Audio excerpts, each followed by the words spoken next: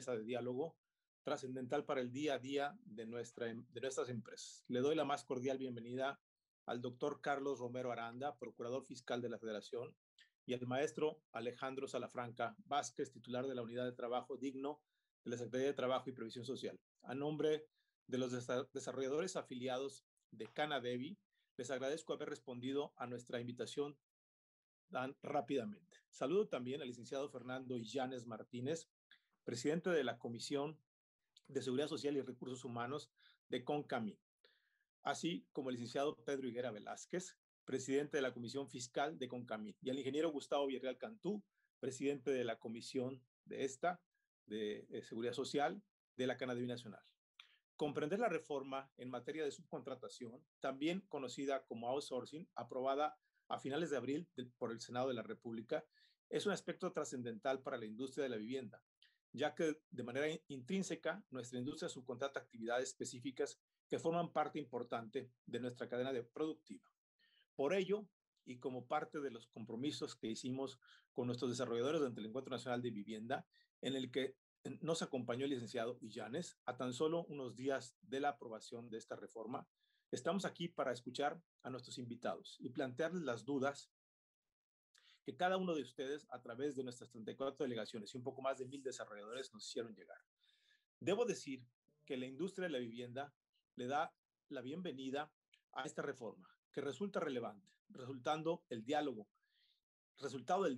y del establecimiento de acuerdos entre las autoridades federales y los sectores obrero patronal, la cual incrementará el salario registrado de los derechohabientes, lo que mejorará sus cotizaciones y por ende hará que tengan una mayor capacidad de compra, pero también hay que decirlo, hay una gran cantidad de dudas alrededor de esta por el impacto que tiene.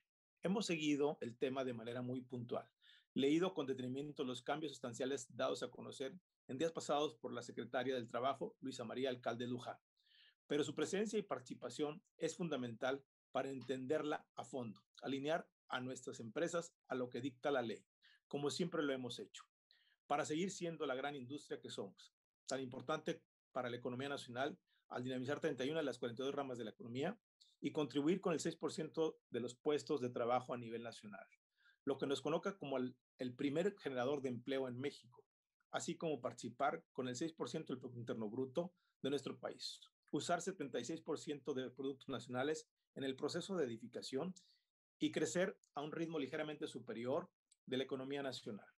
Para nosotros es necesario saber qué sí se puede y qué no. ¿Cuáles son las actividades relacionadas con el objeto social? ¿Cuáles son los servicios y obras especializadas que sí permiten la subcontratación? ¿Cuáles son los pasos a seguir para la implementación de esta reforma? ¿Cuáles son los criterios que se homologan en materia fiscal? Y una serie de cuestionamientos que dan lugar a esta mesa de diálogo. De esta manera, y sin más preámbulos, les cedo la palabra a nuestros invitados para platicar y responder a las inquietudes en materia de outsourcing de los representantes de las empresas desarrolladoras de vivienda. Les agradezco mucho su atención. Si les parece, señor procurador, le cedería unos minutos la palabra a usted, señor procurador, para que nos dirija un mensaje. Posterior a usted, al maestro Salafranca, también para que dirija un mensaje. Y directamente nos vamos a la mesa de diálogo en respuesta a eficientar el tiempo. Le cedo la palabra, señor procurador, y bienvenido. Muchas gracias. Muy buenos días a todos. Es un honor el poder estar aquí, como siempre, con ustedes en Canadevi y poder compartir unos minutos. Pero también es un honor el poder compartir este foro con una persona que sin él no se hubiera podido llevar a cabo esta modificación, que encabezó las mesas desde la Secretaría del Trabajo y que de verdad tiene todo mi reconocimiento, y es el licenciado Salafranca. Entonces, es un gusto y un honor poder estar también contigo, Alejandro. Realmente, esta es una reforma, yo le llamo estructural, por lo que significa para el tema de defraudación fiscal. El tema de outsourcing, de acuerdo a los números que se han mencionado a lo largo de todas estas discusiones, el 40% de los trabajadores en activo estaban en este esquema de subcontratación. lo que significa alrededor de 4.6 millones de trabajadores. De esos trabajadores estaban alrededor de 1,000 empresas. De esas 1,000 empresas, en 4,000 empresas. De esas 4,000 empresas, solo 900 tenían registro ante la Secretaría del Trabajo. De esas 900, solo 100 tenían registro ante el Instituto Mexicano del Seguro Social. Y de esas 100, solo 40 pagaban impuestos. Entonces, para mí, ese es el tamaño del problema que teníamos y que con esta reforma se está visualizando. Pero por un lado tenemos la reforma y por el otro lado tenemos que tener tanto la parte persecutoria e inhibitoria, que es lo que nos corresponde a nosotros.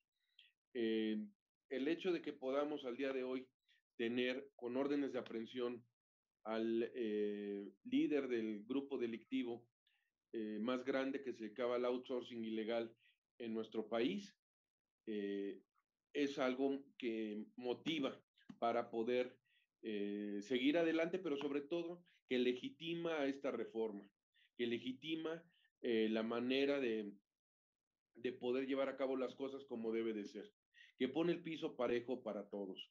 Y por eso es muy importante el platicar.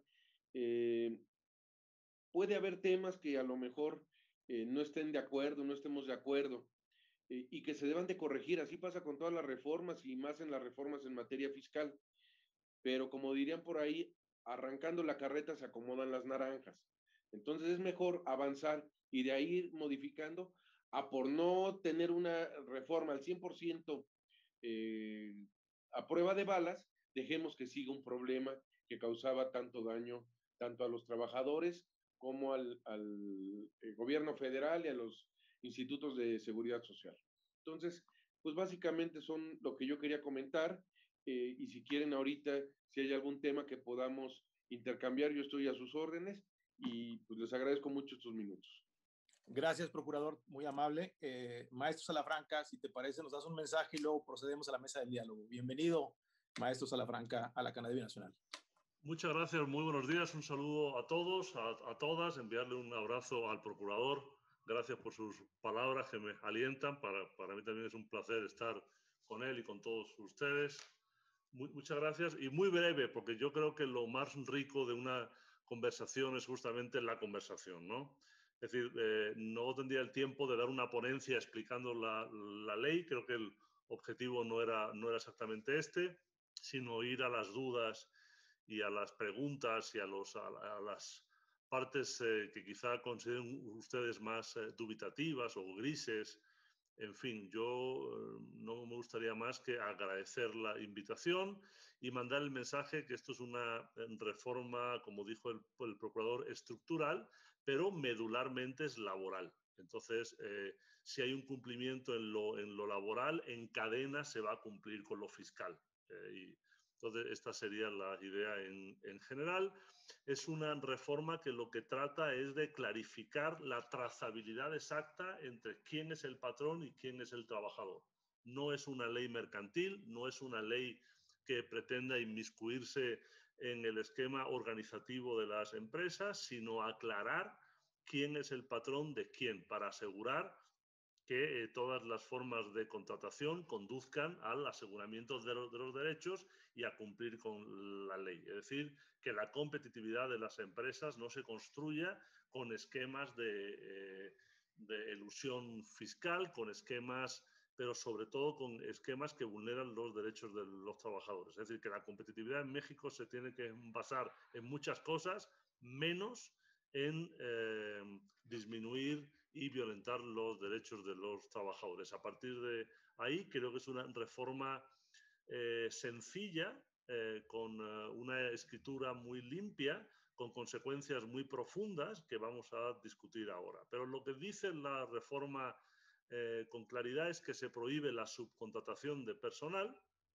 y se permite únicamente aquella que sea distinta a tu objeto social o a tu actividad económica preponderante. Y esa, que es lo que se considera especializada, podrás subcontratarlo siempre que implique que una empresa te ponga trabajadores a tu disposición, que además es muy típico en la industria de la construcción, donde en una obra pueden interactuar 5 empresas a la vez, ¿no? Esto también ocurre en la industria espacial, aeronáutica, naval, en la construcción de carreteras. En fin, hay muchas industrias donde confluyen 5, 7, 10, 20 empresas a la vez. Pero el mensaje de la ley es que tienen que ser empresas de verdad, empresas sustantivas, empresas que dan valor añadido, no proveedores de personal. Es decir, la proveeduría de personal es una actividad que queda proscrita por esta ley. Tú puedes contratar empresas que te den un servicio especializado, pero que ese servicio especializado te lo van a dar a través del personal de esta empresa, pero lo que te dan es el servicio y la obra, no el suministro del personal. Por eso piden la ley que estas empresas se registren en la Secretaría del Trabajo. ¿Para qué? ¿Cuál es la idea del registro?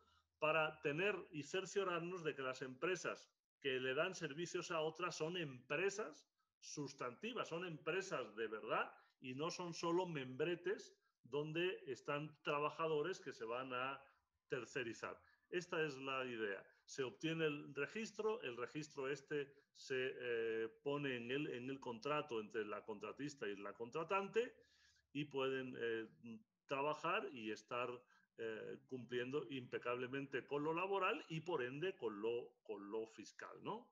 Luego la reforma tiene un apartado en PTU que es muy largo de explicar ahora, pero que era importante en el sentido de que al suprimirse tajantemente cualquier práctica de outsourcing o de insourcing, los negociadores empresariales expresaron que en algún sector, que por cierto no es con el que estamos dialogando hoy, en algún sector como los de uso intensivo de capital, en donde hay poca mano de obra y un capital muy grande, pudieran darse distorsiones en la aplicación del PTU, ya sin la figura del outsourcing y del insourcing, y solamente para los sectores esos hubo esta fórmula, que es una fórmula donde todos ganan. Los que pagaban un PTU alto van a seguir así y los que no han pagado nunca van a pagarlo con el tope de 90 días, siempre que sus utilidades alcancen para ello, como es lógico, ¿no?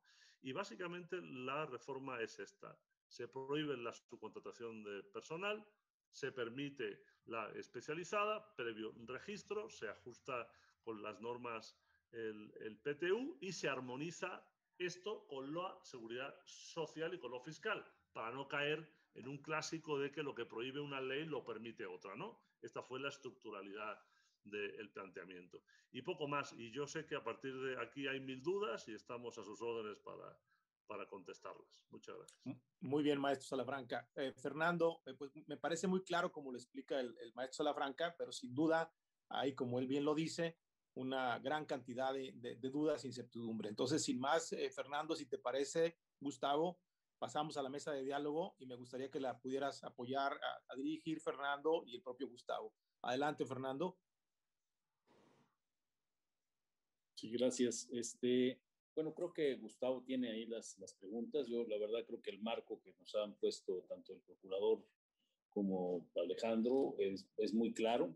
Y claro, hay una serie de dudas que tienen sobre todo en esta industria, como decía Alejandro, ahí justamente en una industria como esta, que está participando en la construcción, poner a disposición trabajadores o proporcionar trabajadores desde la acepción pura de hablar de poner personas, pues está prohibido para esta y para todas las industrias. Y en los servicios y obras especializadas me parece que será muy interesante escuchar el punto de vista de Alejandro y de Carlos, el procurador, para el efecto de entender también desde la perspectiva de la autoridad hasta dónde llega esta definición, ¿no? Nosotros lo platicamos mucho en las mesas de diálogo que tuvimos, que además yo solamente resaltaría, si para decir algo en un minuto, tenemos que celebrar todos los que estamos aquí reunidos, que esta reforma fue fruto del diálogo social y que finalmente culminó con un acuerdo tripartito. Pero los acuerdos todos tenemos que ceder, siempre quedará alguien inconforme o preocupado, pero tener un acuerdo tiene un valor que debemos tener en cuenta y que debemos honrar todos. Pero ahora llega la hora de los balazos, llega la hora de implementar la reforma y me parece que sí, en la industria de la construcción nosotros habíamos entendido en las pláticas que tuvimos preliminares con la secretaria, con Alejandro y pues el gabinete que designó el presidente para que participara, que pues en las relaciones mercantiles, en los contratos donde se provee una obra o se da un servicio, en los que no se ponen a disposición o se proporcionan trabajadores, pues no eran parte de esta reforma, porque no son laborales, son de naturaleza mercantil, civil o de cualquier otra. Pero me parece que más que oírme aquí en este sentido, creo que valdría la pena escuchar a nuestros invitados y si después nos hacen favor de explicar las preguntas que ya tienen ahí formuladas por los miembros, creo que sería muy positivo. Gracias. Muy bien, muchas gracias, Fernando. Pues agradecer al maestro Alejandro Salafranca, al doctor Carlos Romero. Un saludo, Fernando, al licenciado Pedro Higuera y un saludo, Gonzalo, y a todos los miembros de la Cámara. Buenos días a todos. Bueno, sí, de fondo, pues yo creo que la reforma es algo bueno para el país.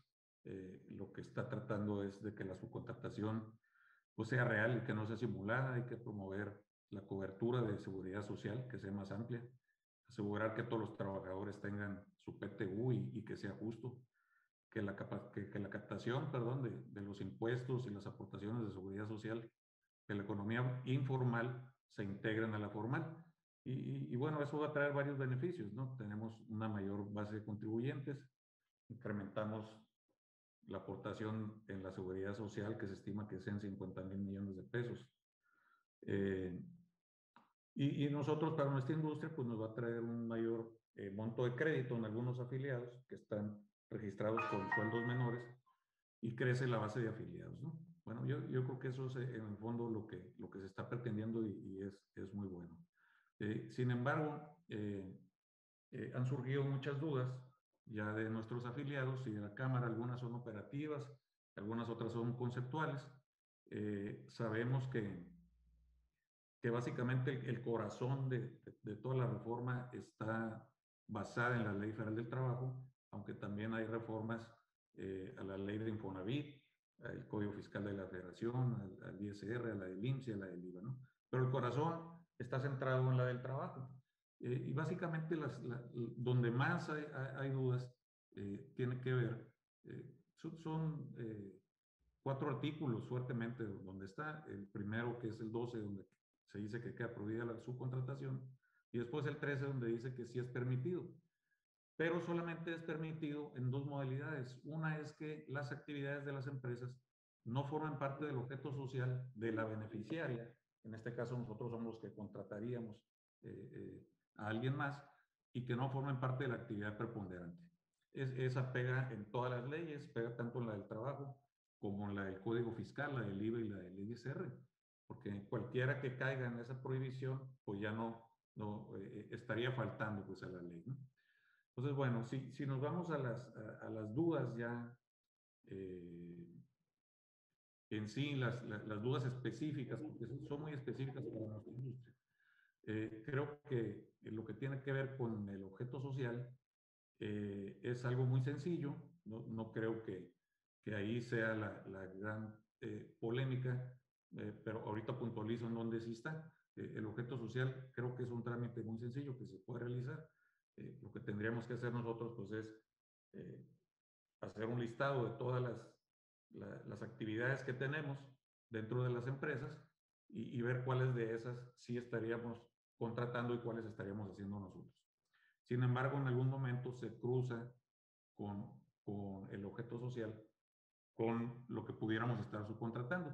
En los temas de consulta, básicamente hay 2 muy fuertes que tienen que ver con el objeto social. Y es la contratación de servicios especializados o de obras en la construcción y la comercialización. Me gustaría separarlos en 2 partes. En el tema de la construcción, tenemos 4 casos diferentes dentro de nuestra industria.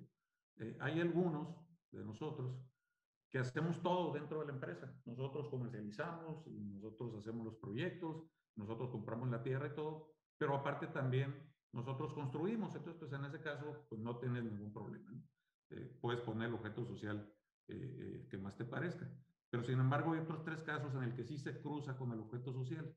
Hay empresas que hacen una parte de la obra, vamos a decir que hacen el 30% de la obra y el 70% de la obra la subcontratan a pequeñas, medianas o grandes empresas, sobre todo las medianas empresas dentro de nuestra industria, porque no tienen la capacidad de comprar la maquinaria o el equipo suficiente, entonces tienen que hacer una parte de ellos y otra parte sí se subcontrata. Sin embargo, para poder hacer una parte dentro y otra fuera, pues los dos van a tener en el sujeto social que son constructores, de alguna manera.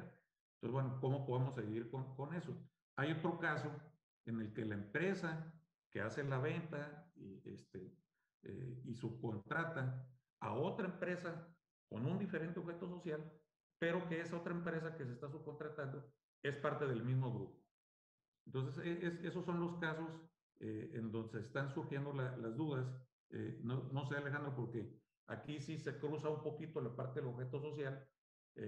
Las empresas que se subcontratan, todas cumplen hasta el día de hoy con lo que estábamos comentando ahorita de la trazabilidad de quién es el patrón de quién. O sea, realmente yo estoy contratando, es un contrato civil, vamos a decir. Sin embargo, sí se cruzan que yo puedo construir una parte y la otra parte allá. Y lo otro es que yo construyo, la primera es con un tercero y la segunda situación es que yo construyo y el otro que construye es parte de un mismo grupo o que los dueños se comparten. No sé qué nos pudieras comentar con respecto a esto. Sí, claro, con mucho gusto. Bueno, en el primer ejemplo de una empresa que hace todo, bueno, pues ahí no hay ninguna duda, ¿no? Eso es claro, yo compro, yo construyo, yo vendo, bien, eso no hay ninguna duda. Esta empresa, en ese caso, lo que no puede es tener ni outsourcing ni insourcing, es decir, tiene que tener toda su plantilla en la empresa que hace todo eso, ¿no? Esto es claro, es decir, esa empresa que no va a subcontratar nada, únicamente se ve impactada por esta reforma en el sentido de que tiene que tener su nómina en la empresa productiva y principal. Y para ello tiene hasta el 1 de agosto, ¿no? Este plazo empezó ya y no tiene que esperar ni a registros ni a nada. Esto sería el tema, entonces, no de subcontratación alguna, sino simplemente de traslado de la nómina de las supuestas outsourceras o insourceras, si las tuviera, y se los tiene que traer a la empresa principal. Si además esta empresa que lo hace todo y además ya tiene su plantilla donde tiene que tenerla, esta ley no le impacta en nada. La reforma esta no le impacta en nada. Luego, para que una empresa pueda contratar a otra para hacer partes de lo que hace, les quiero explicar cómo estamos pensando en un registro, ¿no? El registro, quiero que quede claro, no se va a dar por empresa, sino por actividad especializada solicitada. Es decir, no se le va a dar un registro de empresa especializada. Ya lo escucho. Perdón, es que se coló un sonido ahí. No se van a dar el registro a las empresas, sino a las empresas relacionadas con actividades especializadas. Entonces, el registro te va a solicitar qué actividad especializada de las que se encuentran en tu objeto social quieres registrar a efecto de poder ser susceptible de ser subcontratado. Entonces, se te va a dar el registro es único, pero se te va a dar una autorización por cada una de ellas. Puedes pedir una o puedes pedir 2 o 3, con la única condición de que estén en tu objeto. Entonces, hay que cuidar que esa actividad especializada no estén en el objeto de quien te va a contratar. Esta es la idea, siempre que pongas trabajadores tuyos a disposición del beneficiario. Esta es la idea. Es decir, como decía Fernando, esto saca del registro todas aquellas actividades mercantiles que no involucren personas. Es decir, tus proveedores de materiales, tus proveedores de este tipo de cosas, mientras sus trabajadores no estén a tu servicio. Entonces, esta es la idea. Entonces, hay que ser muy cuidadosos en que en los contratos entre empresas de un mismo sector, primero sean empresas, que quede claro que sean empresas que den un servicio especializado, y segundo, que pongan en el contrato el servicio en concreto que me vas a dar. Tú me vas a dar el servicio de grúa, pues el servicio de grúa. Tú me vas a dar el servicio de, no sé, tú vas a hacer la cimentación porque eres experto en cimentación, la cimentación, ¿no? Entonces, ahora se va a dar un caso que yo tenga un objeto social inmenso, que yo pueda hacer de todo, que necesito empresas distintas a la mía, que me pongan personal a mi disposición para hacer todo aquello para lo que yo me creé. Si se da ese caso, hay un problema. Hay un problema porque lo que la ley quiere es que si tú vas a construir un edificio y tienes capacidad para hacerlo entero y tu objeto social dice que sí y que todas las especialidades están en el objeto y que puedes de todo, la idea es hazlo tú. Hazlo tú. Si la idea es que tú eres el desarrollador, pero vas a construir, o sea, vas a contratar a un edificador, bueno, pues que este edificador firme el contrato contigo y quede claro que la plantilla que va a hacer esa obra es del edificador.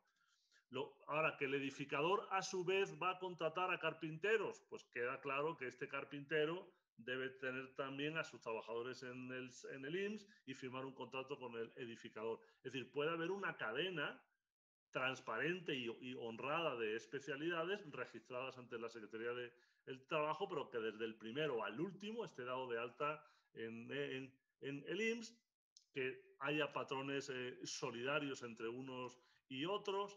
En fin, el espíritu de la ley es evitar la simulación. Esta es la idea. Y mientras no haya suministro de personal puro, es decir, que la empresa que te esté dando el personal no sea más que un dador de personas, es decir, un membrete con personas, por eso el registro va a ser muy exigente en demostrar la especialidad. El registro no pretende dinamitar las estructuras empresariales, lo que pretende es combatir la simulación y que quede claro que tú no puedes tener una empresa cuya única especialidad sea darle personas a otras. No, sí. Eso no es. Yo soy el edificador, yo soy el experto en grúas y te voy a dar un servicio de grúas, claro, con mis grúas y mis operadores, sí. Pero esa empresa tiene que tener, es decir, nadie en la cadena puede subcontratar al personal de lo medular que hace. Esta es la idea en lo personal. Y finalmente un matiz idiomático de los que me gusta hacerle a Fernando y Llanes, que dijo que entramos en la etapa de los balazos. Yo espero que entremos en la etapa de los abrazos, ¿no? Porque, en fin, solamente este apunte a Fernando. Gracias. Sí, oye, Alejandro, me queda claro que es no poner a una persona o personal, no a una, sino personal, a disposición de otro. Pero sí tenemos casos en el que hay empresas que construyen una parte de la obra y subcontratan otra. Sin embargo, todos cumplen con que todos están registrados y eso. El que nosotros, por ejemplo, si hacemos el 30% de toda la obra, pues tenemos a todos dados de alta, pagamos nuestros impuestos, ISR, Infonavit, SAR, etcétera. Sin embargo, hay otra parte que sí la subcontrato. Por ejemplo, subcontrato la urbanización, subcontrato agua, drenaje, agua potable, y yo hago la edificación, vamos a decir. Entonces, los dos vamos a tener en el objeto social que somos constructores. ¿Por qué subcontrato la urbanización? Pues porque para hacer la urbanización necesito muchísima maquinaria, que a lo mejor soy una empresa que hace 50 viviendas en el año y no tengo para comprar toda esa maquinaria. Sin embargo, sí cumplimos con la ley los dos, pero los dos necesariamente vamos a tener que somos queda claro. Lo que habría que hacer en ese caso es que la empresa que contrataste para la urbanización o para hacer el drenaje solicite en la Secretaría del Trabajo no un registro como constructora en lo global, sino si su especialidad es el drenaje o la urbanización, que seguramente estará en su objeto, solicite el registro de esa actividad en particular, para que eso sea lo que se ponga en tu contrato, para que quede claro que tú estás contratando a un urbanizador y puede que en una fase de la obra el único que trabaje sea él, porque está urbanizando antes de que edifiques tú. Lo importante es que cuando llegue un inspector y encuentre 100 personas trabajando, sea facilísimo de demostrar quién trabaja para quién y por qué y bajo qué especialidad. Esa es la idea. Okay. Y hoy en día, reconozcámoslo, puedes llegar a una obra y puedes encontrar desde un maestro que trae a sus albañiles, que tú has contratado como constructor al maestro, que le pagas al maestro y no tienes idea de ese maestro en sí mismo cómo le paga a su gente. Es decir, la construcción es una industria tremendamente formal y creadora de riqueza, pero que alberga esquemas de informalidad enorme. Eso no es un descubrimiento que estoy haciendo yo ahora, es obvio. En el historial de las inspecciones vemos que muchas veces la constructora contrata al maestro carpintero que trae a 50 gente y el constructor o el desarrollador no tienen la menor idea de esos 50 carpinteros en qué situación laboral están. Es decir, tenemos que, o sea, no hay mejor reparto de la riqueza que la formalidad. Y la formalidad se consigue teniendo claro que todo el mundo cobra lo que tiene que cobrar, todo el mundo tiene un patrón y todo el mundo cotiza al IMSS. Esta es la idea. Por eso la ley dice inclusive que si hay un incumplimiento, tú eres el patrón solidario, el beneficiario es el patrón solidario. ¿Por qué es muy importante esto? Es muy importante esto para que ustedes tengan cuidado en quién contratan, en quién subcontratan, porque ante un incumplimiento ustedes son responsables de esos trabajadores, ¿no? Los trabajadores esos, no digo de toda la plantilla de esa compañía, sino de los trabajadores que están trabajando en beneficio final del contratante.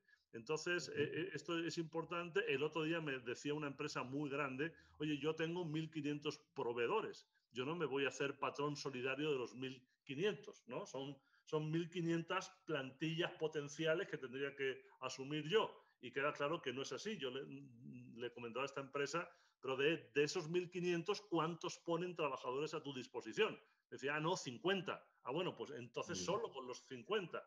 Entonces, en la construcción entiendo que es un tema más imbricado porque pueden convivir varias empresas a la vez. Por eso es muy importante que cuando registren sus actividades, registren actividades con cuidado para que quede claro quién hace qué y que pongas en el contrato no solo el nombre y el número del registro, sino la actividad para la que me estás contratando. Y la actividad para la que me estás contratando es drenaje y que quede en el contrato eso. Esa es una forma de transparentar y hacer esta trazabilidad de la que hablábamos antes. Ok, entonces yo creo que lo que marca la diferencia de lo que se ve entendido, cuando menos como está redactada, es que lo que van ellos a registrar es su actividad, o sea, realmente es lo que van a hacer, esa es la actividad que van a dar de alta en la Secretaría, no la empresa en total, sino la actividad que van a desempeñar.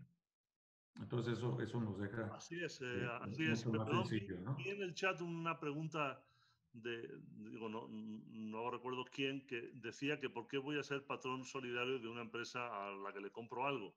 ¿No? La ley no dice eso. Comprar no es subcontratar.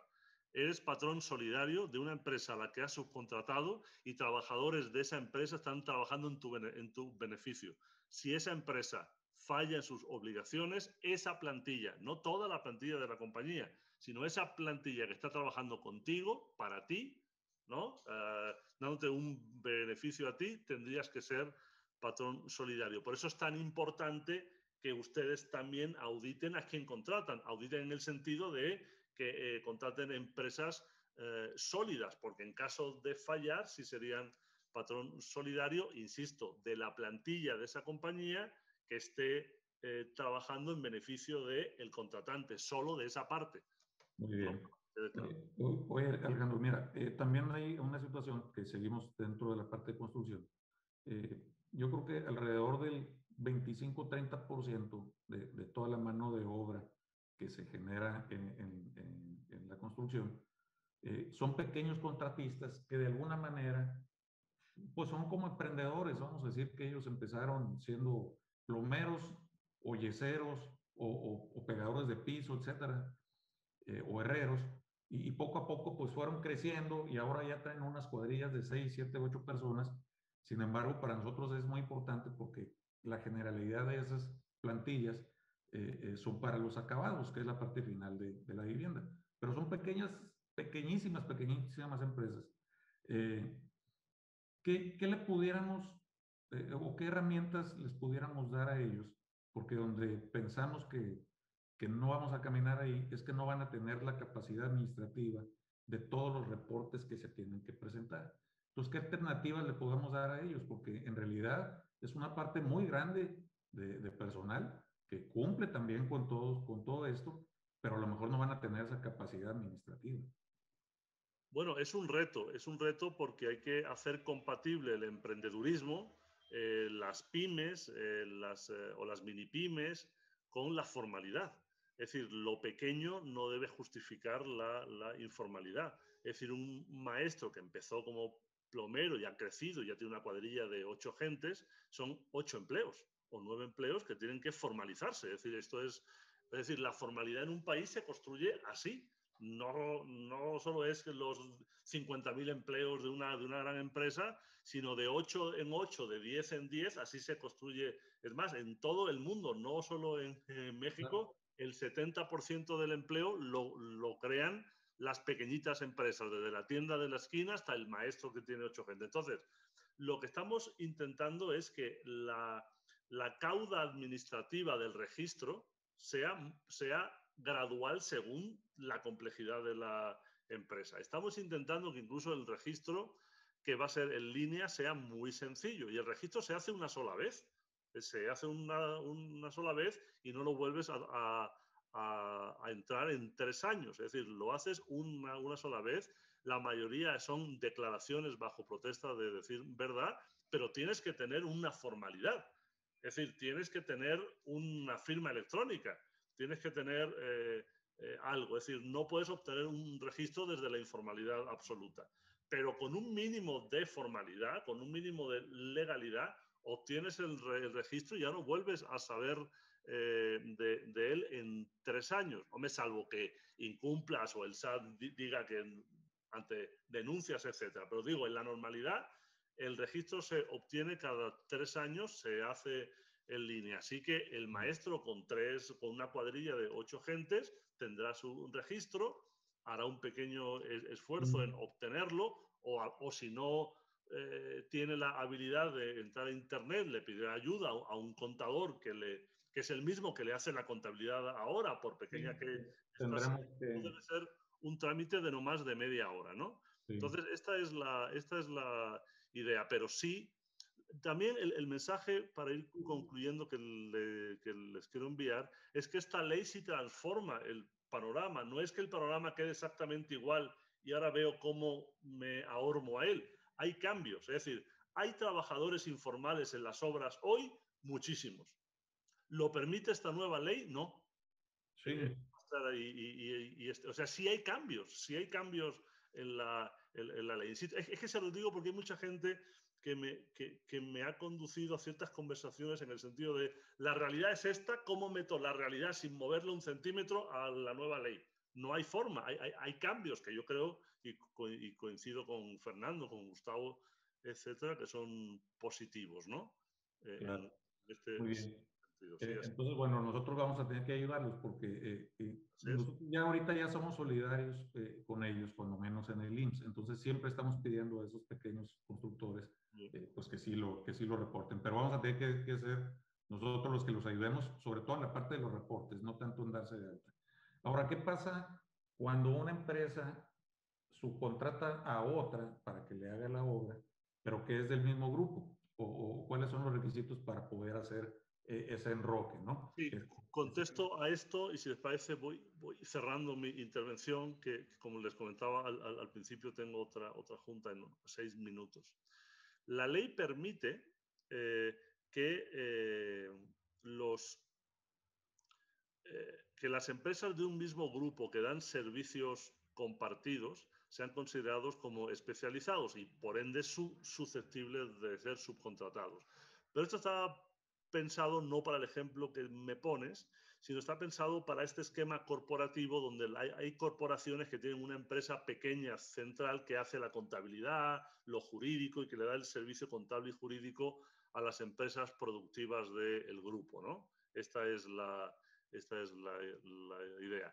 Contestarte al esquema que me dices solo escuchándolo sin conocer el organigrama es complicado. Digo, tendría que ver un poco cómo funciona, pero si la idea es una constructora que tiene a su vez 4 constructoras y unas se contratan a otras, me cuesta trabajo contestarte con asertividad sin entenderlo más en profundidad y ver quién es el dueño de quién es el dueño de la tierra, quién...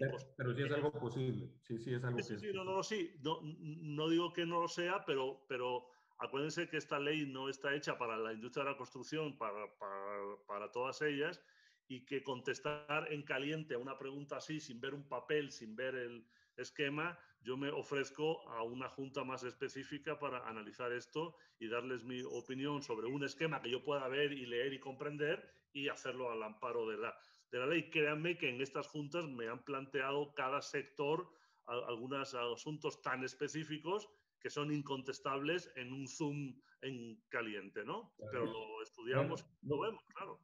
Lo que sí, porque sé que estás muy corto de tiempo, Alejandro, es que, bueno, comentabas algo ahorita, pero yo creo que debido a que la reforma se generó, vamos a decir, buscando un fin común para todos, como lo comentabas tú de una forma muy general, para todas las actividades económicas del país, que son sumamente diversas. Sí existe la posibilidad de no haber contemplado alguna contravención entre las cosas, ¿no? Porque las actividades pues, son muy diversas y que impidan, como tú mismo lo comentabas, el desarrollo o la competitividad de las empresas. Puede ser que haya algunos aspectos que no se cumplan. Más adelante se van a crear algunas reglas o haber oportunidad o mesas para volvernos a sentar con ustedes y decir, oye, me está ocurriendo esto y esto, ¿qué podemos plantear para las modificaciones y que pueda, cumpliendo con todo, ¿no? Que estén las empresas cumpliendo con sus impuestos, que no haya empleados que estén puestos a disposición de otros, cumpliendo con todo, pero poniéndole los puntos a las is. Va a haber una posibilidad. Yo contestaría esto, y Fernando no me dejará mentir, las puertas de la Secretaría del Trabajo en general y las de la Unidad de Trabajo Digno en particular están abiertas todo el día. Esto es y quiero emplear el símil del señor procurador de hace un rato en torno a la autoacomodación de los cítricos, ¿no? Esto que dijo de las naranjas. Entonces, yo digo que es importantísimo echarlo a andar, aprovechar los 90 días, que las empresas que tengan que centralizar sus plantillas las hagan, que las empresas que se subcontratan se registren y vamos viendo los ajustes de una reforma enorme, con implicaciones enormes que afectan a todo el país, a todos los sectores y que está combatiendo un fenómeno. También quiero transmitirles esto, y lo dijo el procurador al principio, el fenómeno de la subcontratación ilegal, pero ilegal con la ley anterior, ¿eh? No digo ilegal con la normatividad anterior, ya era ilegal con la normatividad de los que estaba en pie hasta hace unos meses. Era un fenómeno enorme, era un fenómeno metastásico. Estamos hablando que en un mercado laboral de 21 millones de personas, más o menos, entre 4 y 5 estaban en esquemas irregulares de subcontratación, más la población informal contratada en empresas formales, que es otro fenómeno. Entonces, estamos ante un fenómeno enorme y la reforma quiere atacar el corazón del fenómeno. Pero luego hay flecos, luego hay esquinas, entonces hay que ir viendo eso. Yo me acojo al símil cítrico del señor procurador. Alejandro, Gustavo, yo primero darte las gracias, creo que ya te tienes que salir, a tomarte la palabra para el efecto de aprovechar este grupo tan profesional que ves que hay en esta cámara, para el efecto de plantearte 3 o 4 casos específicos, armados, detallados, de las cosas más comunes que suceden en esta industria, y que nos te las mandamos previamente, si me permites, coordino con tu equipo para que nos den chance de platicar esto. Sí es muy importante, yo creo, Alejandro, que ojalá nos dejemos en los lineamientos la posibilidad de ir generando criterios para el registro, ¿no? Porque el registro va a tener sus líneas duras, que ya las tiene la ley, sus líneas duras que va a tener en los lineamientos, pero me parece que, como tú evidentemente lo dijiste muy bien, es una ley que aplica, no se hizo para la industria de la construcción, aplica para todas las industrias y para todos los ciudadanos de este país, pues que tal vez sí pudiéramos generar algunos criterios de aplicación para evitar estas dudas y que alguien incumpla involuntariamente por no tener claridad en la norma. Encantado, vamos viendo el tema vamos viendo, encantado. Sabes que sí, que estamos abiertos y yo no me canso de hablar y dialogar y reflexionar y tampoco el IMSS y tampoco el SAT, en fin, estamos abiertos constantemente al diálogo, pero bueno, yo hablo por mi institución, ¿no? Absolutamente. Y antes de despedirme y de darles las gracias, vi una pregunta en el chat de estas que me generan un poco de inquietud, que hablaba, oiga, es que yo no subcontrato personal, solo contrato los servicios. Por favor, quiero que quede claro esta idea. La subcontratación de personal está prohibida sin excepciones. No puedes subcontratar personal, ni para la troncalidad de lo que haces o el core business, que les gusta emplear ese anglicismo, ¿no? Que no es más que el corazón de lo que haces. Ni para lo especializado, no se puede subcontratar personal. Se puede subcontratar empresas de servicios u obras especializadas que te hagan un trabajo, claro, a través de su personal. Pero son empresas, no son proveedores de personal. Es decir, ya no pueden contratar a una empresa tipo Manpower para que en un pico de producción les dé 500 gentes cuyo patrón sea Manpower. Eso no se puede. Ustedes pueden pedirle a Manpower que les consiga 500 gentes para que trabajen con ustedes 3 meses, pero esos 3 meses el patrón tiene que ser el beneficiario, no el intermediario. Esta es un poco la idea en general. Agradecerles, enviarles a todos un abrazo, mi respeto y admiración al procurador, y estoy a sus órdenes en otra ocasión para seguir continuamente con el diálogo. Fernando, Gustavo, Gonzalo. Gracias, Alejandro. Alejandro, la hora de los balazos. Gracias y seguramente estaremos en contacto, Alejandro. Muchas gracias. Alejandro, muchas gracias por tu participación a nombre de Canadevi Nacional. Te agradecemos mucho y te tomamos la palabra para mantener el diálogo, porque como viste, habrá una gran cantidad de inquietudes que tenemos que resolver con ustedes. Así es que muchas gracias por tu disposición y aprovechar también la oportunidad para decir que nos unimos a la petición que hace Fernando de mantenernos en comunicación y en conversación con ustedes. Maestro Salafranca, te agradecemos mucho. Un abrazo. Gracias a todos. Adiós. Buenas tardes. Gracias. Muy bien. Bien, pues seguimos en nuestra plática. Y algo muy importante, Carlos, señor procurador, es que las actividades que tenemos nosotros y las de el que vayamos a subcontratar no pueden formar parte de la actividad preponderante. Entonces, pues una de las preguntas más recurrentes que tenemos es ¿qué es lo que define esa actividad económica preponderante? Porque, bueno, es algo que creo que está dentro del portal del SAT. Y entonces, pues nosotros, no sé si tenemos que escogerlo o propiamente el SAT es el que te lo asigna, ¿no? Pero ¿qué es lo que define esa actividad preponderante entonces? Sí, Carlos, por favor.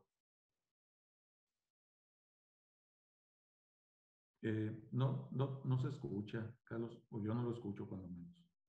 Perdón, lo que quiero yo dejar en claro antes de seguir con las preguntas es que quien se carga de la operatividad de todas estas disposiciones es el SAT y yo propiamente estoy en la Procuraduría Fiscal. No quisiera yo meterme a exponer temas que no son propiamente de mi área. Yo lo que sí quiero dejar muy en claro es, también entiendo la problemática, entiendo la situación propia de esta actividad, pero también déjenme decirles, en los números internos que yo tengo, y esto quiero ser muy respetuoso, pero a la vez muy frío en los números, la actividad que me representa más incidencia en defraudación, de acuerdo a los estudios que tenemos aquí, es la industria de la construcción. Entonces, sí, lo que tenemos que hacer es ir acomodando al plano de la legalidad muchas de las costumbres que se llevan a cabo, como se ha mencionado. Y no hablo a lo mejor de las grandes empresas que hacen vivienda, porque muchas veces la defraudación se da en espacios más pequeños. No la gran empresa, sino a lo mejor el arquitecto que trae a sus albañiles, etcétera.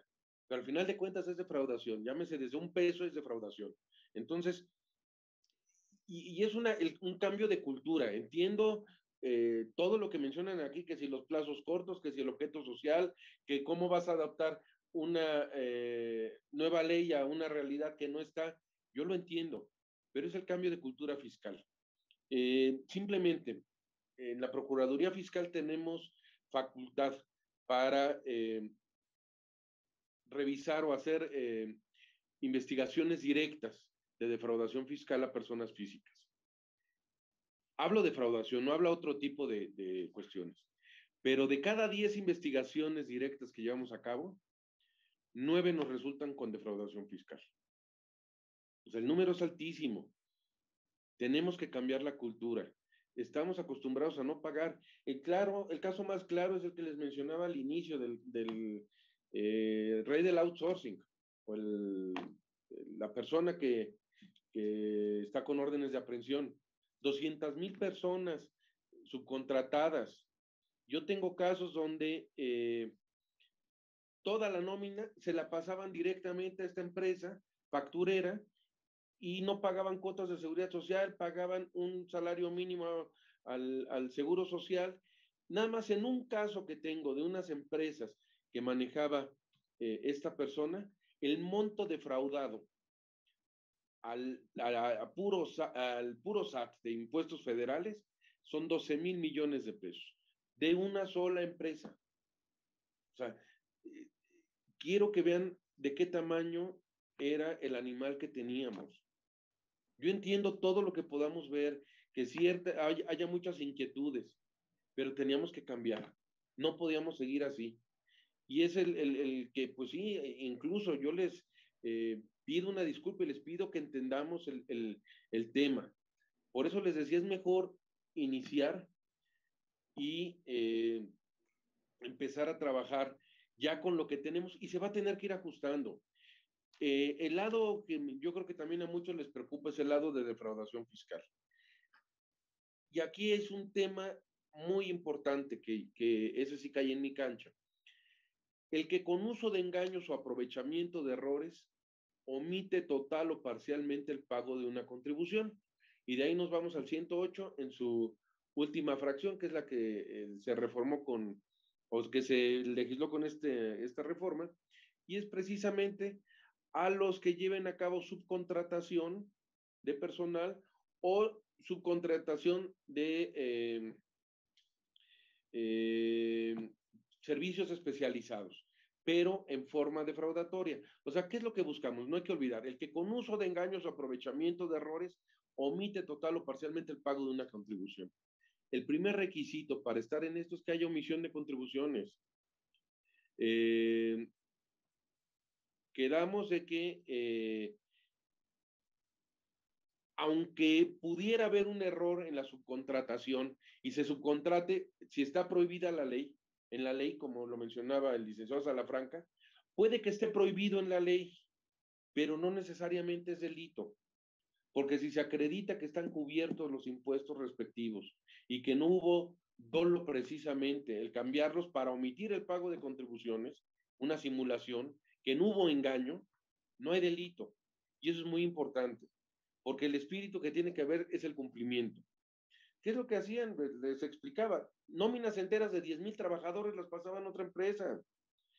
Eso es el tema importante, el cambiar esa cultura. Aquí veo una pregunta. Miren, yo lo único que les puedo decir respecto a esos procedimientos es que hay 14 o 15 órdenes de aprehensión contra las principales cabezas de ese grupo delictivo. Segundo, como parte de los delitos que se imputaron fue lavado de dinero, en ese momento todas las empresas no pueden tener cuentas en el sistema financiero. Dejan de operar. Entonces, se desactivó ese grupo delictivo. Los procedimientos siguen.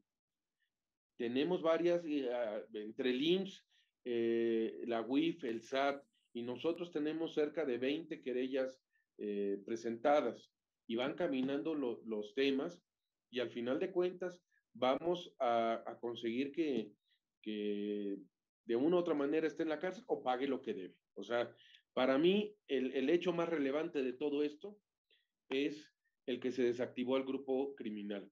Yo les puedo hablar de muchos casos, y uno en específico que es el que les mencionaba. 10,000 trabajadores en el momento que les cayó la visita domiciliaria, regresaron a la empresa de tecnología. 10,000 trabajadores, y ya cotizando en el salario real. Entonces, eso es el principal beneficio que se está obteniendo. Todos esos trabajadores que estaban en estos esquemas regresaron. Y ustedes saben qué tipo de clientes tenía este grupo. Entonces, esta reforma fue cuidando precisamente los vicios que había con ellos. Pero también hay que cuidar la operatividad y todo lo que implica en esta actividad propia de ustedes. Entonces, yo sí me comprometo a ser muy cuidadoso en los temas que existan, y como siempre lo hemos hecho, tratar de conciliar intereses y ver las cosas con objetividad y que realmente sean operativas. Sí, muy bien. Muchas gracias, Carlos. De hecho, un comentario es, siempre los que somos más preguntones somos los que queremos cumplir. Eso es algo que quiero Que comentar. pregunta no se equivoque.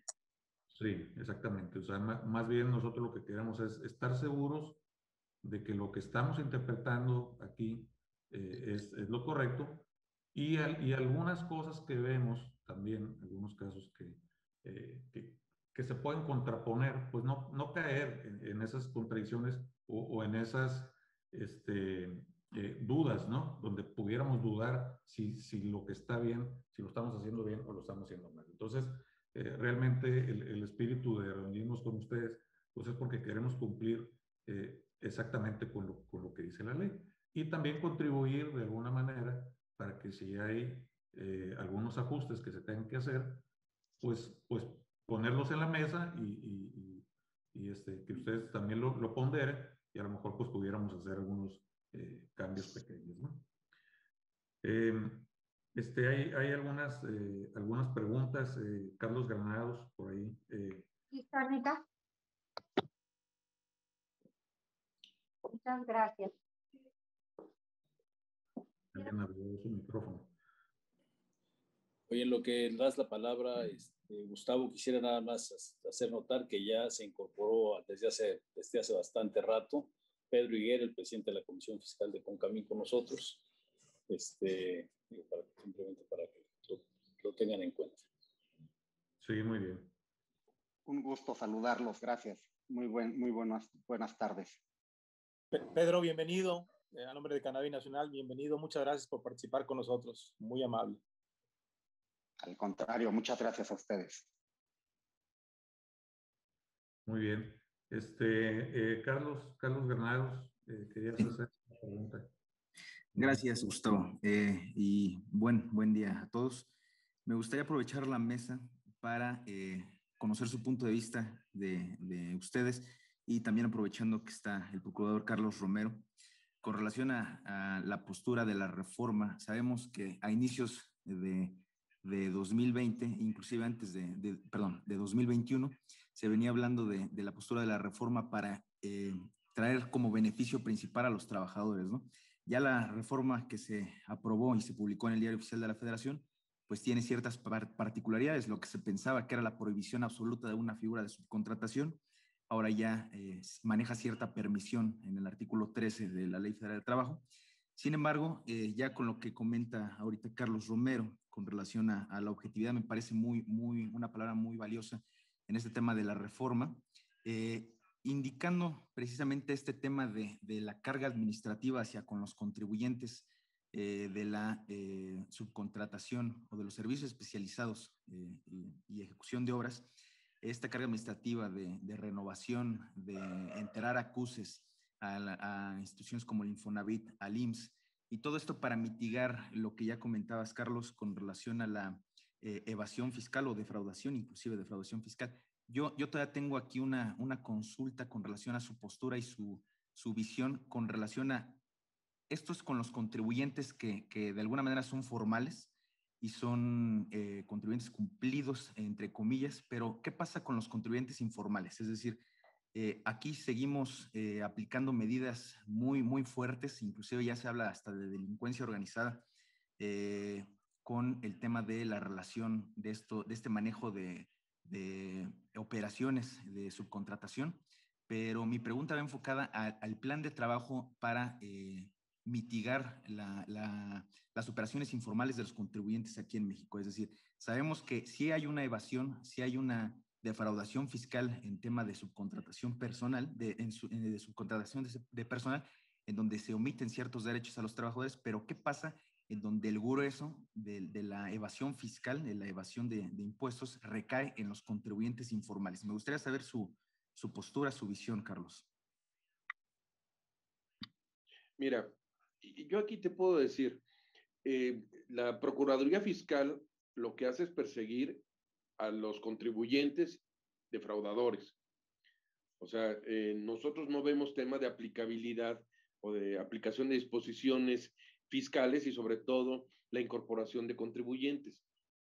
Eso es chamba propiamente del SAT. Lo que sí te puedo decir es que parte de la reforma fiscal va encaminada a hacer entender a las personas de que es mucho mejor estar en el sistema financiero, es mucho mejor ser contribuyente, los beneficios que te da ser contribuyente. Si tú ves números de crecimiento, muchos de los temas por los cuales el país no ha podido crecer como se quisiera es por la falta de incorporación al sistema financiero. Una persona que ni siquiera tiene cuenta bancaria nunca va a poder acceder a un crédito bancario, nunca va a poder tener un historial. Y eso te hace precisamente el que estés por debajo de cualquier media de nivel de vida. Si lo que se busca es convencer de que estén en el sistema financiero y más aún estén como contribuyentes, de que puedas tener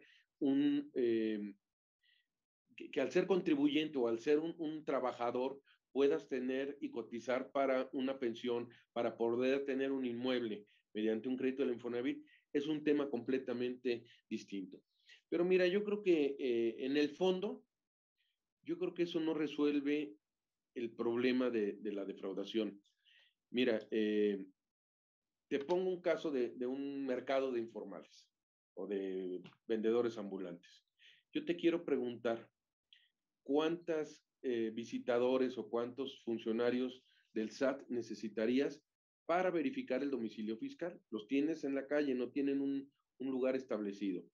¿Cuántos actos de fiscalización necesitarías para saber si están cumpliendo? ¿Cuántos visitadores necesitarías para cumplir con todo esto? ¿Y realmente cuál va a ser tu recuperación? Con un caso como el de las tiendas de autoservicio o los supermercados, que se obtuvo el año pasado, que fueron 10,000 millones de pesos, ¿cuántos actos de fiscalización te gusta que se tendrían que hacer para llegar a la misma cantidad? Yo creo que hay que enfocar las baterías hacia ambos. Por un lado, que los grandes cumplan y cumplan como debe de ser, sí enfocar las baterías hacia allá, pero también hacia este lado. O sea, tiene que abarcar todos. El principio precisamente de equidad en materia fiscal es trato igual a los iguales y desigual a los desiguales. Y visto con un refrán eso, todos coludos o todos rabones. Yo estoy de acuerdo contigo que hay que ver que todos estén. Pero también dentro del tamaño de problemas, quiero también que visualicemos como fisco, no es lo mismo ir por un asunto a ir por 50,000 auditorías. Muy bien. Sí, muchas gracias, Carlos. Tenemos una pregunta de Carlos Meta y después de Carlos le damos la palabra al licenciado Pedro Velázquez, por favor. Sí, adelante, Marcos. Sí, Marcos, muchas gracias por este foro y Quisiera también agradecerle al señor procurador la claridad con lo que ha expresado.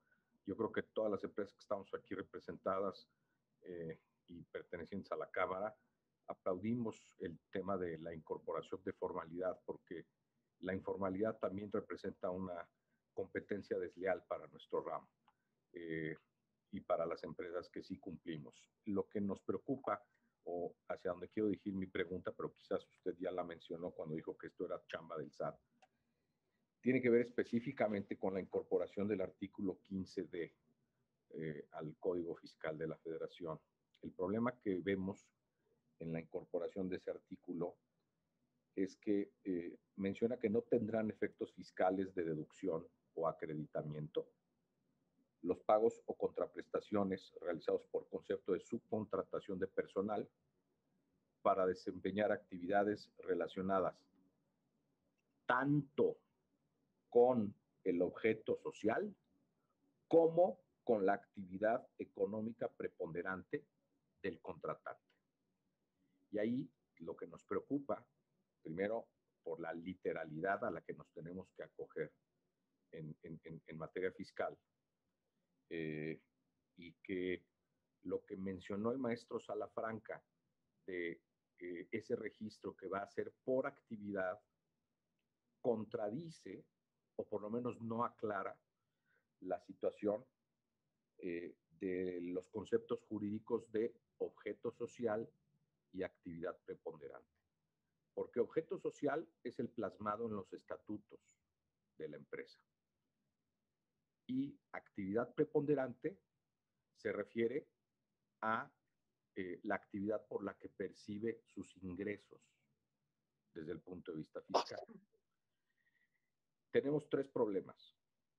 El catálogo de actividades económicas del SAT, que data del 2014, está sumamente desactualizado y no contiene actividades como desarrollos inmobiliarios.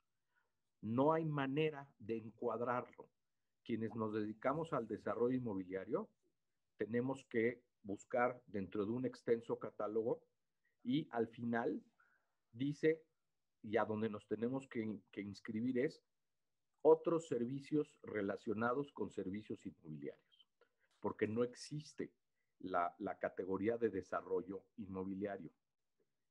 Pero también nos preocupa que si dentro de nuestra actividad como desarrolladores inmobiliarios contempla la construcción y enajenación de los inmuebles resultantes de esos desarrollos, y para la realización total o parcial de ese desarrollo que vamos a vender, contratamos a una constructora que en su objeto social aparece el concepto de construcción, ahí es donde entra en colisión el concepto de la subcontratación prohibida, porque hay identidad de objeto social.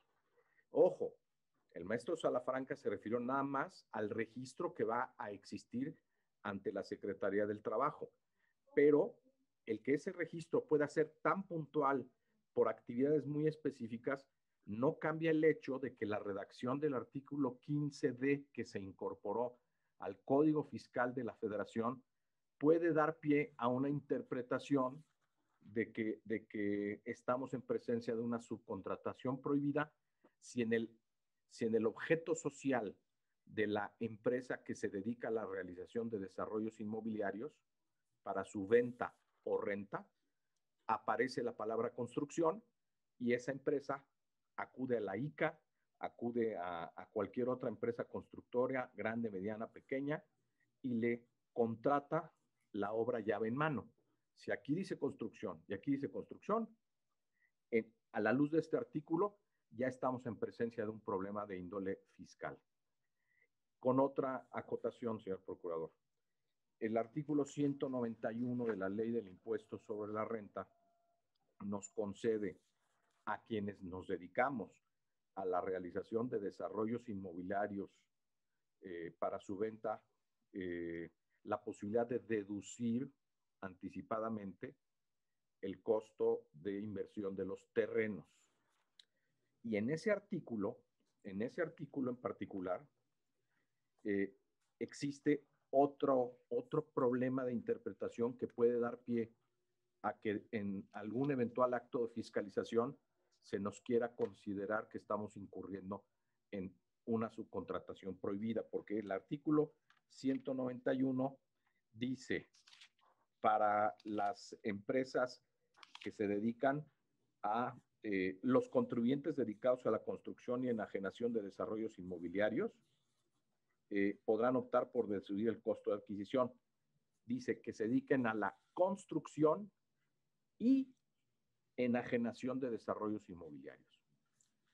Si mi empresa se dedica a la enajenación de desarrollos inmobiliarios, pero no lo construye materialmente, sino que compra la construcción hecha a otra constructora, y por tratarme de adecuar a esta reforma laboral fiscal, le voy a quitar a mi objeto social la palabra construcción para no incurrir en la contradicción de contratar a otra empresa constructora que sí venga esa actividad en su objeto social, me estaría yo alejando del beneficio del artículo 191 de la Ley del Impuesto sobre la Renta. Esos planteamientos es, como usted bien lo dijo, esas naranjas que tenemos que ir acomodando una vez que se echa a andar la carreta, pero nos preocupa que el andar de esa carreta, 90 días, es muy poco tiempo, pero bueno, así quedó. Gracias. Mira, yo lo que sí te puedo decir es que este es el pan de cada día en las reformas fiscales. O sea, por eso son tan... la materia fiscal es tan dinámica, porque vienen reformas, vienen muchas veces modificaciones a los mismos artículos, la autoridad tiene que resolver muchos de estos temas mediante reglas de carácter general, los contribuyentes que consideran que hay algún tema de caso en particular, como el que mencionas, pueden acercarse a pedir una confirmación de criterio, a hacer una consulta real y concreta sobre un tema que los ocupa. Se van a presentar amparos por algunos textos de las disposiciones. Será la Corte la que defina en última instancia qué interpretación se tengan que dar. Va a haber juicios de nulidad que van a dar origen a ciertas interpretaciones y ciertos criterios. Pero aquí lo importante, o cuando menos lo que va a regular mucho la actividad y sobre todo estos casos en particular que mencionas, es acercarte con la autoridad. Yo lo que le diría al licenciado Salafranca y a ti, Marcos, con estas inquietudes que pueden tener, es no solo me los contestes de viva voz, solicítalo por escrito y que te lo conteste el licenciado Salafranca por escrito, y así vas normando la actividad fiscal o la operación de tu propia empresa. Porque al final de cuentas, si te lo contesta la autoridad de esa manera, tú ya estás cubierto y estás a prueba de balas. Si ya que tienes regulada la parte laboral y la parte del registro con la autoridad laboral, acércate con la autoridad fiscal, ya con una situación real y concreta en la problemática que tienes. Si tú piensas operar de cierta manera, pónselo a consideración. Si te dice que estás en lo correcto, estás a prueba de balas, estás con una resolución de la autoridad que ampara tu operación. Y si te dice que no, pues con mayor razón, ¿para qué lo haces? Entonces, creo que aquí va a haber que tener mucha cercanía con las autoridades y sobre todo al inicio de esta reforma. Entonces, yo es lo que considero que debemos de estar muy cerca, y en lo que yo pueda ayudarlos también para coadyuvar a que caminen bien, yo estoy en la mejor disposición. Muchas gracias. Muy bien, muchas gracias. Si quieren, pasamos ya, le damos la palabra al licenciado Pedro Higuera y después ya pasamos al cierre. Gracias. Muchas gracias. Muy buenas tardes a todos. Carlos, siempre reconocer la verdad que el gran trabajo que que ha hecho el procurador, esa voluntad de diálogo, siempre hay que reconocerla, apreciarla. Quiero decirles que en todo este proceso que tuvimos, yo creo que hubo muchos temas en los que fuimos escuchados, como el tema de la transición, que era un tema relevante para el sector industrial, el tema de empresas de grupo, el tema de topes de PTU y siempre tener estos espacios de diálogo es fundamental. Coincido, tomamos nota de esta sugerencia de hacer consultas, Carlos. Yo creo que es el camino adecuado, procurador. Y bueno, y como ya se dijo hace unos momentos, yo creo que sí tenemos, además de estas consultas, sí tenemos que trabajar todos, como lo hemos venido realizando, en criterios. Tenemos que hacer la mejor implementación de esta reforma, sin lugar a dudas, una reforma de gran alcance y entre todos, en forma conjunta, con todas las instancias, SAD, Infonavit, IMSS, Secretaría del Trabajo, la Procuraduría Fiscal, trabajar en la mejor forma de implementar la reforma, y en ello pues nos pueden ayudar mucho los criterios para poderla implementar. Ahí tendremos oportunidad, aunque ya se ha hablado mucho, pero habrá oportunidad a lo mejor de dejar todavía mayor claridad en temas entre lo que es contratación, lo que es subcontratación. Ya nos ha quedado claro en qué casos no debe no se puede dar subcontratación de servicios especializados. En fin, yo creo que nos dará la oportunidad estos criterios de hacer una mejor implementación y con ello pues lograr la finalidad de esta reforma, que es buscar formalizar el empleo, que en eso todos coincidimos, ¿no? Formalizar el empleo. Y en este ánimo de formalizar el empleo, digo, este es un gran paso el que se está dando con esta reforma, pero yo creo que también ahora que se discuta una reforma fiscal, lo que venga a ser la reforma fiscal, yo creo que tenemos que seguir trabajando en forma conjunta en medidas que nos ayuden a fomentar el empleo formal, ¿no? Todos estamos de acuerdo que el reto es el gran problema que tenemos, la informalidad del empleo, el empleo informal. Datos del INEGI, más el 57% del empleo informal. Tenemos que trabajar en políticas públicas que nos ayuden a fomentar el empleo formal, y voy a hacer referencia a un punto en particular y que como sector industrial pues vamos a poner en la mesa en su momento cuando llegue este tema de la reforma fiscal: deducción de prestaciones laborales. Yo creo que tenemos que permitir ahí la deducción plena de prestaciones laborales. Esta reforma que se hizo en el 2014 vino a aumentar el costo laboral entre un 3 y un 6%, según estudios de la Asociación de Actuarios de México. Aumentar el costo del empleo formal, bueno, nosotros creemos no es la mejor política pública para fomentar el mismo, ¿no? Entonces, en este ánimo de formalizar el empleo, se ha dado un gran paso. Esta es una reforma de gran alcance. Que sigamos trabajando ahora en la reforma fiscal que viene, encontrar medidas que sí nos ayuden también a fomentar el empleo, como esta que digo, ¿no? La deducción plena de prestaciones laborales, y con la mejor disposición, procurador. Siempre nos referimos aquí al procurador, pero es quien nos ha ayudado mucho aquí en el proceso de diálogo para trabajar en estos criterios para lograr una mejor implementación. Y en aquellos temas que quedan inquietudes, creo que los criterios van a ser de gran ayuda para pues todas aquellas empresas que a lo mejor no están ahorita en el foro, ¿no? Creo que dar criterios, eso va a ayudar mucho en la implementación, y muchas gracias por permitirme compartir con ustedes estos puntos de vista. Buena tarde. Muy bien, muchas gracias, Pedro.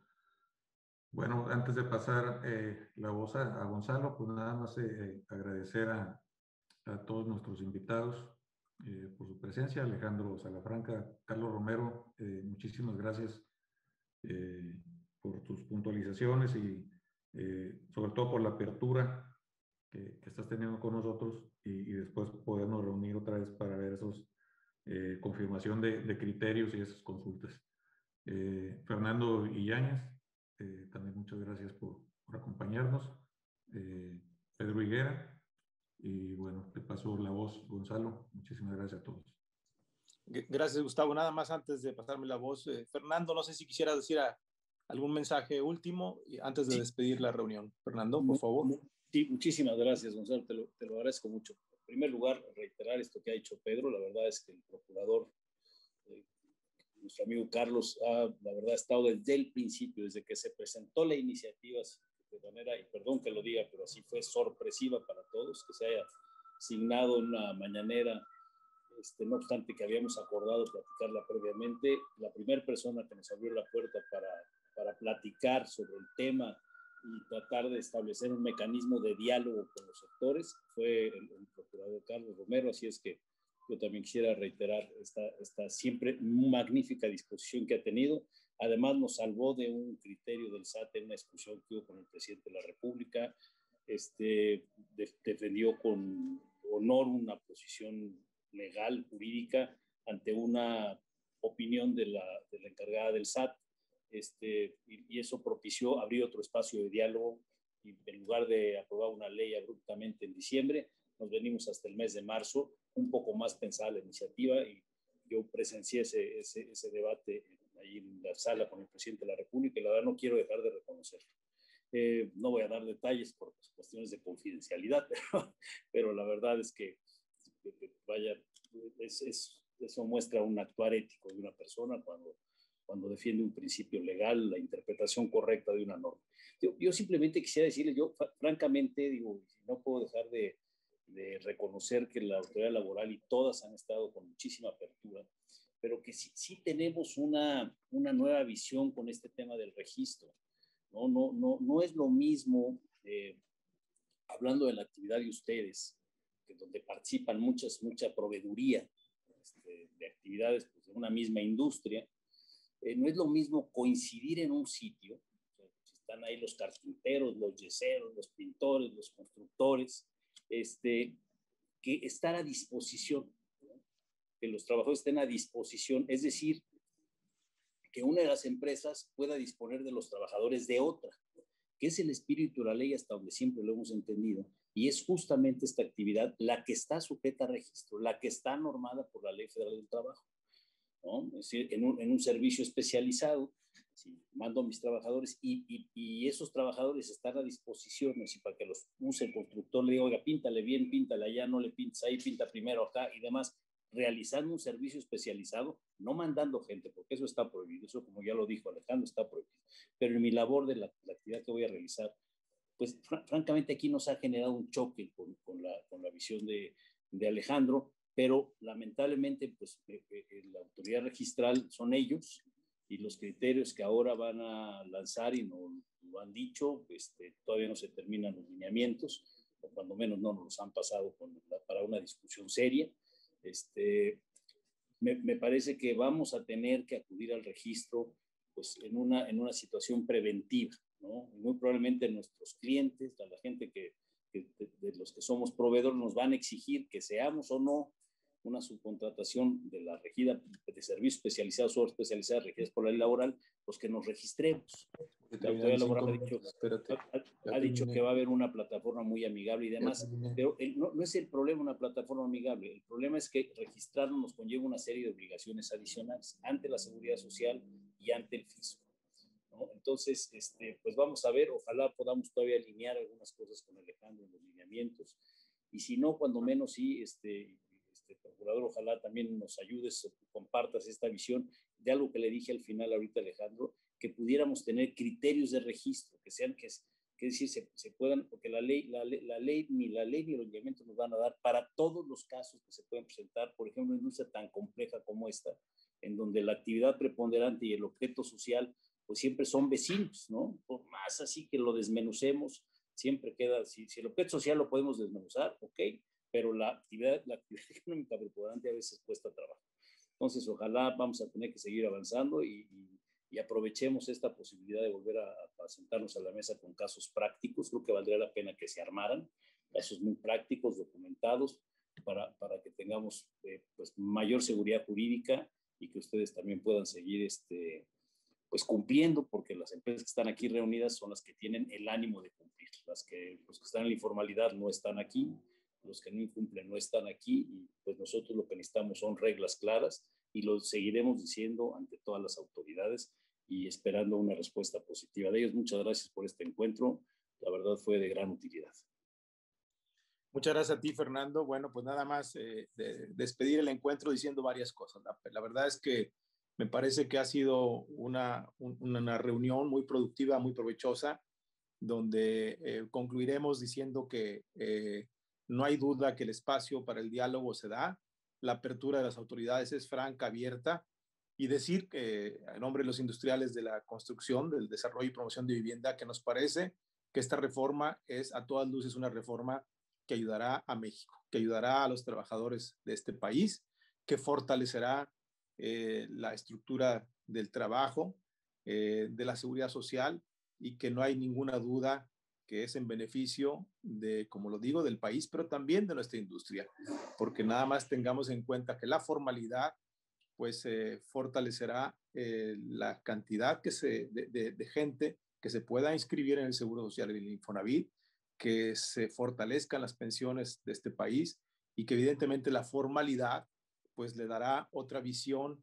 al trabajo de la nación, y evidentemente el espacio y oportunidad para servirles a los trabajadores, que para nosotros es esencial, pues abre una gran oportunidad de seguir desempeñando nuestra actividad. Así es que no tenemos ninguna duda que es parte de encontrar un mejor estadio para nuestro país. Así es que enhorabuena, estaremos contribuyendo para que así sea. Dicho esto, agradecer al señor procurador. Muchas gracias, Carlos Romero, por tu disposición al diálogo, por tu apertura. Conocemos muy bien desde la Canadevi Nacional, que somos parte de CONCAMIN, el esfuerzo que desde la Procuraduría, desde Carlos Romero Aranda, ha hecho para que esta reforma salga muy bien para el gobierno federal, pero también muy bien para los empresarios en la medida de lo posible. Así es que muchas gracias, señor procurador. Le doy las gracias también al maestro Salafranca. Le tomamos la oportunidad de podernos reunir con casos prácticos, como dijo Fernando, que nos acercaremos. Decirle a nuestros desarrolladores que se han conectado, casi 300 o un poco más, que las preguntas que nos han hecho llegar las plantearíamos como dudas en estas mesas de trabajo prácticas que haremos con la Secretaría del Trabajo. Decirle a Fernando Illanes, quien es un extraordinario abogado que está dentro de la CONCAMIN, encargado de esta comisión. Muchas gracias, Fernando. Y por supuesto que a Pedro Higuera también, muy agradecidos a los dos, ambos, Pedro Higuera en la Comisión Fiscal. Decirles a todos los desarrolladores de vivienda que pondremos también a disposición de cada uno de ustedes la información de estos dos profesionales en la materia fiscal y laboral, porque seguramente muchos desearían consultarles de sus empresas para que les ayuden a solucionar algún problema. De manera especial también agradecerle a Gustavo Villarreal, encargado de la comisión de outsourcing que creamos para poder sacarla adelante. Muchas gracias, Gustavo, por el empeño y por el esfuerzo que has hecho. Y bueno, pues muchas gracias a todos los desarrolladores que se han conectado ahora, y pues les mando un abrazo a todos. Que estén muy bien, muy agradecidos.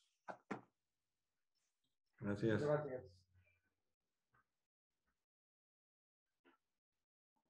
Gracias. Saludo, gracias a todos nuestros. Adelante. Gracias, procurador. Muchas gracias. Un saludo a todos. Gracias a todos. Gracias, procurador Carlos. Gracias Hasta luego. a todos.